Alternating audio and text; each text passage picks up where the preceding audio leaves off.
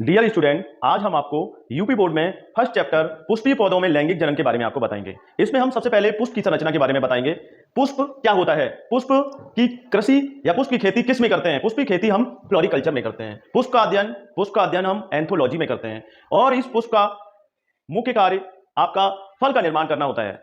सबसे पहले स्टूडेंट हम चलते हैं पहले प्लांट में। प्लांट को दो भागों में डिवाइड किया गया है और इसके जो भाग बांटने वाले वो आइकलर हैं, आइकलर साइंटिस्ट। इन्होंने पौधों को दो भागों में बांटा है। पहला है क्रिस्टोगेमस और दूसरा है फेर्नोगेमस। क्रिस्टोगेमस हमारे तीन भागों में बांटा गया है, थैलोफाइटा, ब्रायोफाइटा, टेरिडोफाइटा। फेर्नोगेमस में हम जिम्नोस्पर्म और एंजियोस्पर्म में बांटा गया है। इसमें जिम्नोस्पर्म में अपुष्पीय, जिसमें पुष्प नहीं होते हैं, और एंजियोस्पर्म में पुष्प पाए जाते हैं। तो हम आज केवल पुष्पीय पौधों में लैंगिक जनन के बारे में चर्चा करेंगे। इसमें सबसे पहले हम पुष्प की संरचना यानी फ्लावर स्ट्रक्चर के बारे में हम बात करेंगे। सबसे पहले पुष्प के भाग कौन कौन से होते हैं, उसमें हम तुम्हें बताएंगे कि पुष्प के मुख्य भाग कौन कौन से होते हैं स्टूडेंट। पहला होता है वायुदल पुंज, जिसको हम कैलेक्स बोलते हैं, और इसकी इकाई क्या होती है, सेपल्स होती है। दूसरा भाग होता है दलपुंज, जिसको है ये क्या होता है, भड़कीले रंग का होता है। इसकी जो कलरफुल होता है वो करोला को हम बोलते हैं, और इसकी इकाई होती है पेटल्स। उसके बाद तीसरा भाग जो आता है वो आता है आपका पुमंग, जिसको हम एंड्रोसियम बोलते हैं। एंड्रोसियम नर भाग होता है। उसके बाद लास्ट जो भाग, चौथा भाग आता है वो जायंग होता है। जायंग को हम बोलते हैं मादा भाग।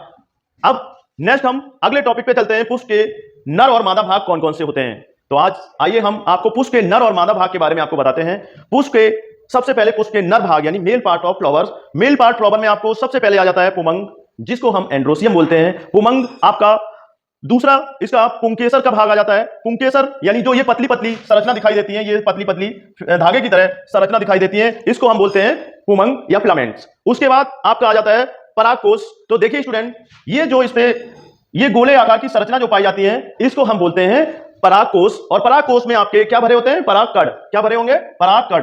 तो अगला इसका भाग जो आ जाता है परागकण यानी पोलन ग्रेन। तो डियर स्टूडेंट, ये सारे भाग आपके नर भाग हो गए।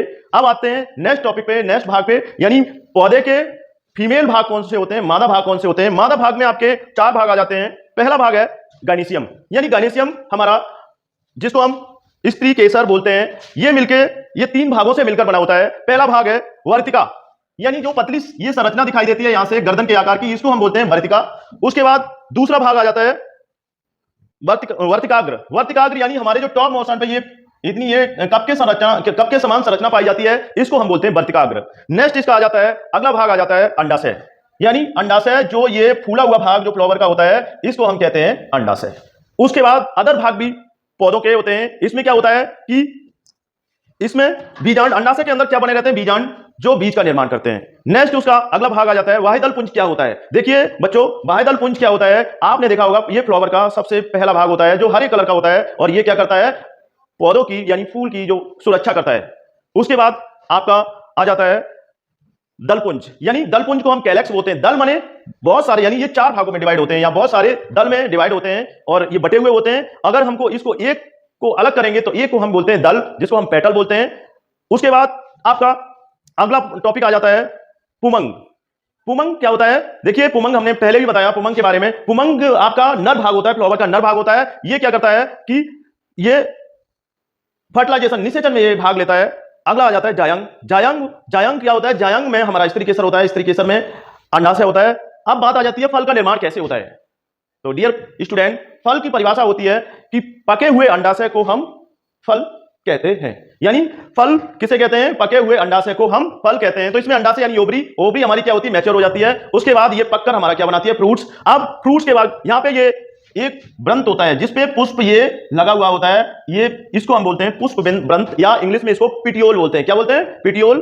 अब उसके बाद पुष्प जिसपे बैठा रहता है, यानी जिसपे आसन ग्रहण करता है, उसको हम बोलते हैं पुष्पासन।